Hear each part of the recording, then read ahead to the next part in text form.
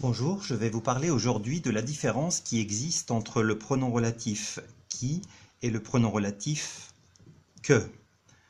Donc, d'un point de vue purement fonction grammaticale, le pronom relatif qui est toujours sujet du verbe et le pronom relatif que, à 99,9%, il est complément d'objet du verbe.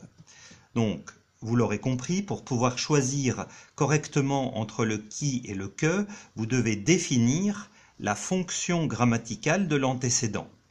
Je vous donne un exemple pour bien comprendre. La personne qui attend. Et le deuxième exemple, la personne que j'attends.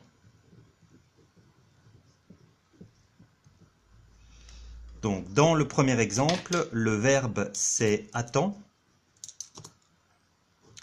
Dans le deuxième également, le verbe c'est attend. Dans le premier exemple, qui est-ce qui attend? C'est la personne. Donc, la personne, l'antécédent est sujet. Donc, logiquement, j'ai choisi le pronom relatif qui, l'unique sujet. D'accord?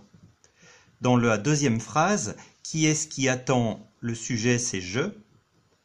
Donc, j'attends qui? La personne. Donc, nous nous sommes posé la question qui. La personne est donc le complément d'objet direct du verbe attendre. J'ai donc choisi, d'une manière logique, le que qui est complément d'objet direct. D'accord? Donc, le pronom relatif est en lien avec son antécédent. Et c'est l'antécédent qui vous donnera l'indication de la fonction qu'il a dans la phrase et donc du choix entre le qui, le pronom relatif sujet à 100%, et le que, le pronom relatif complément d'objet direct à 99,9%. Donc je vous invite maintenant à faire les exercices de manière à ne plus confondre ce qui et ce que, puisque cette confusion est considérée comme une faute grave. Je vous donne rendez-vous pour une prochaine leçon.